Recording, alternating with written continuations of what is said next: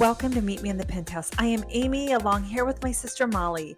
We help high-achieving women increase their income, but most importantly, their impact.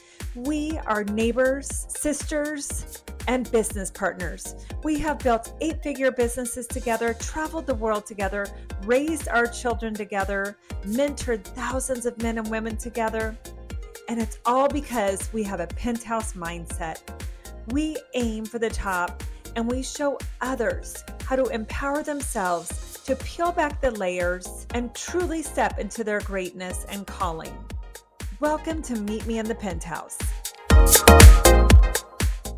Welcome to Meet Me in the Penthouse, where we help high-achieving women upgrade their impact and income. Let's welcome our sweet guest, Mackenzie Ryan, to our show. Mackenzie is an incredible human. I'm so excited for you to hear her story. And so with that, we're just going to kick off.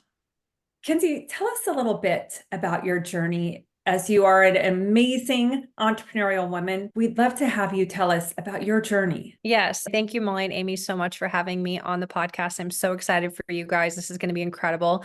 Gosh, my journey, I could talk for hours, but I'll try and summarize it as quickly as possible. So I grew up in a really small town in Western Nebraska, a town of 5,000 people. My graduating class was 60. And I struggled a lot with getting along with girls. I had to change schools and it was just not very easy. And so I kind of grew up with this mindset around women, like, how do I get along with them? How do I make friends? How am I liked by them? I struggled with a lot of like being accepted and what people think and all of that for a few years, especially in my like high school, college. But I always knew, it's interesting, from a young age, and even my sweet grandma Esther will say, like, I remember you saying at a young age, like, you have a voice, and she noted it in her Bible and everything. But I always knew that I was meant to do big things. I just didn't have clarity on what exactly that was. And it's so funny because when you have open hands to just be open to open doors and open opportunities, and you're welcoming growth, and you're honestly okay with welcoming hard, it's crazy what happens in your life. So I knew that I had that mindset. I was just like, well, I guess you could say I had faith. I had really big faith that it was going to work out in my favor. And so I had some hiccups along the way, of course, as we all do in life. And I actually got pregnant when I was 20, and that obviously rocked my world. I actually found out halfway through my pregnancy. So it was a very late surprise. And now he's obviously my biggest blessing. And I have two. So Beckham's will be 9 in August and Ella just turned 5. And so I was with the guy that I met in college. We dated, we were together for a long time. We had Beckham, and I was kind of in that season of like, okay, I want to be a present mom, like my mom was, but I also want to do big things with my life. And it's interesting because my mom did such big things in quieter ways. So she worked for a nonprofit. She worked, she did casework. She did social work. She did all sorts of different, she worked at a church as a youth pastor. So she loved to serve, but it was more just in the vicinity, like in our town. For some reason, I just felt I had a calling in my life to do it more outwardly and to do it a little bit bigger and have more of a louder voice. And so again, I didn't know what that looked like, but I knew even as a young mom who had no idea how I was going to make money, who had no idea how I was going to figure out this life, I was like, well, I guess we just put one foot in front of the other. And again, doors will open, opportunity will find myself. And I was working part-time in sales and just to pay for bills. But my dream was to stay home with my kids, but again, also make an impact, also own my life, be successful, and do big things. And so that's when Sweet Molly found me and my network marketing business. I do social selling with Arbonne International. So that opportunity found me. I was shopping on my day off at my job with Beckham. He was, I think, 3 years old, and Molly had not seen my mom in like over 20 years. They saw each other. It was honestly all God. Saw each other. Molly asked my mom to take a look, and my mom was like, no, but you should talk to my daughter because she is desperate and broke and lost and just all the things.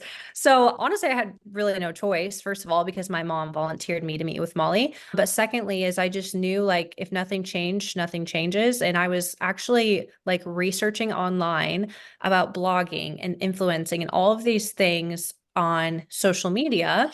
And so I was searching for the tools, and I followed around a personal trainer. I thought about being a personal trainer because then I could take my own clients and still kind of own my life. And I loved the health and fitness, space. That's what I loved. And so it was perfect for what I was about to do. The yes that I was about to say was everything that I always dreamt of. I just didn't know it was in that form. So I jumped in, and then honestly, the first thing that made me blown away is the people. And, we're going to talk about that later, is like penthouse thinking is when you were around people that are always trying to elevate themselves and they always have this positive thinking and this joyful mindset, it changes who you are as a person. And so I showed up on the calls. I was very much coachable. I was very much present. I set my ego aside. If there was any left, there probably was none. My life was in shambles. And I was just eager to grow and eager to learn, because this is the thing that I was offered that was like, okay, this could change your life. I know it's going to be work. I know it's not what you thought it would be, right? A lot of things that we have, like those small dreams we have inside of ourselves, are like, oh, but what are they going to think, or what's going to happen? Or, you have all these questions about them and you feel a little reserved. Obviously it's scary. It's a risk, but I knew that I needed to go after those things if I was going to have my current situation change. I mean, I was borrowing Christmas decorations from my mom because we just couldn't afford it. I was having to switch car seats in the parking lot with my now ex-husband because he would work days, I would work nights, and I would work weekends and holidays. So we would work opposite schedules so the kids wouldn't have to go to daycare, because it was one less thing we didn't have to pay for. And again, my dream was to stay home with my kids. So fast forward about 3.5 years, I think, into my business, we made it to the top 1% of the company. And that was like life-changing. Miracles happened. Like, I can't even describe to you, like, that was probably the moment that I was like, I can truly do anything that I can set my mind to, and that I believe that I can. And when you're around people like Molly and Amy, and you send yourself around women and men that elevate you truly and push you through the hard times, and, answer the phone when you're on your couch and you're like, I don't know if I can do this. This is hard. You need those type of people in your corner to be able to excel to the next level. So promoted to the top 1%, and then impact hit my life. So that is when I found out that infidelity was happening. I got a divorce. My son was 5, I think. Ella was 2. So I had 2 small kids and was kind of like, okay, I just promoted and I have this amazing 5-figure income coming in monthly. Praise the Lord, because I don't know what I would have done if I didn't.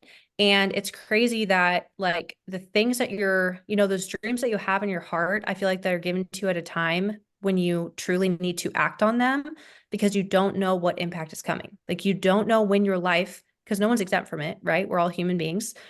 That is a time when you need to prepare your environment and your resources for when that stuff happens, for when the medical bill happens, for when the kids go to college, for when you get divorced, for, whatever it may be, if hopefully, like, whatever it is, like, you want to be prepared. So I thank Jesus every day that I was prepared for that season. And now the last 4 years, I've financially done everything on my own as a single mom. I don't even like saying single mom, solo parent. I'm now happily engaged to the love of my life and moved to Kansas here soon. But really, just in a nutshell, like, I grew up introverted from a small town, no belief in myself. And all it took was a slight shifts in my mindset and somebody to believe in me and others to believe in me, and to be surrounded by people that were elevating themselves, that changed everything for my life. It's not this big, huge mountain decision that I made. It's not like I invested $400,000 in this business venture when I had nothing. Like, it was just small daily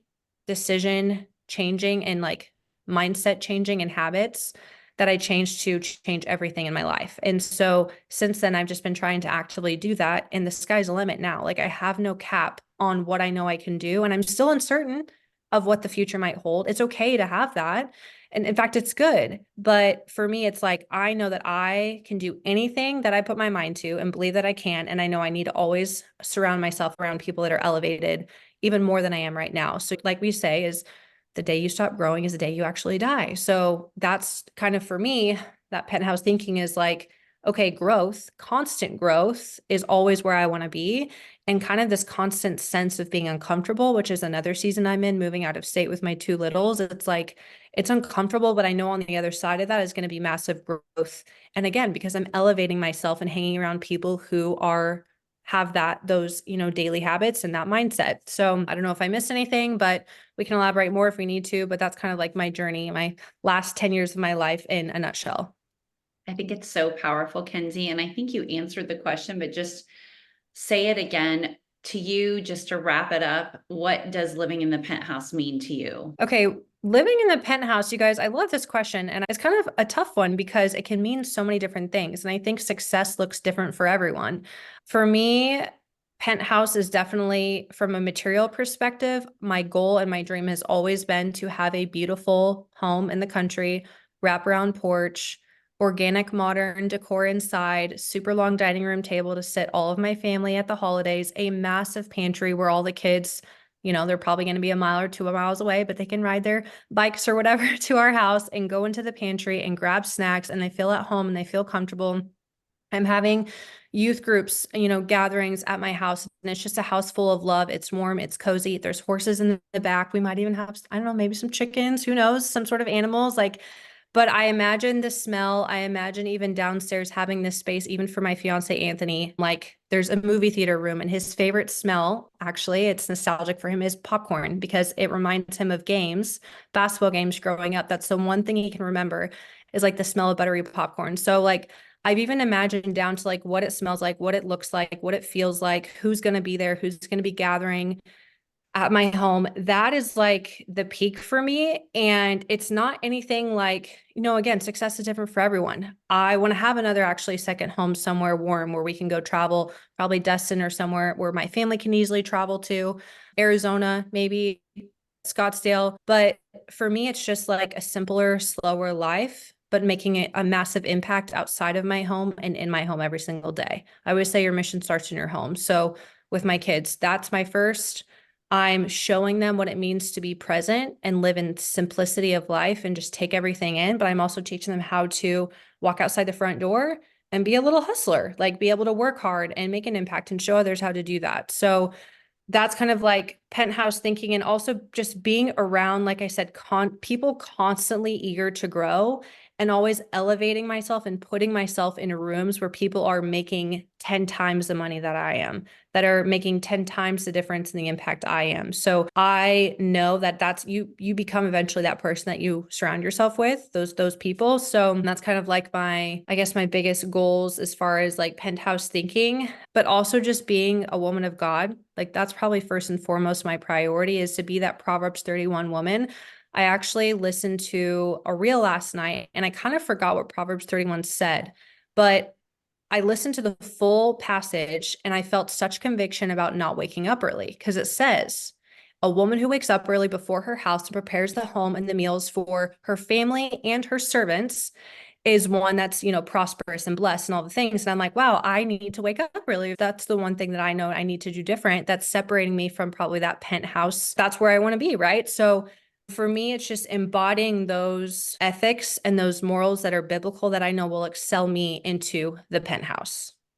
Incredible. Incredible. Thank you so much for your time today. And we know all of you out there are going to enjoy this episode. Thanks, ladies. Thank you for tuning in today for Meet Me in the Penthouse with Sisters Amy and Molly. Please rate and review. We love those 5-star ratings and would love to have you go to our website at sistersnextdoor.com.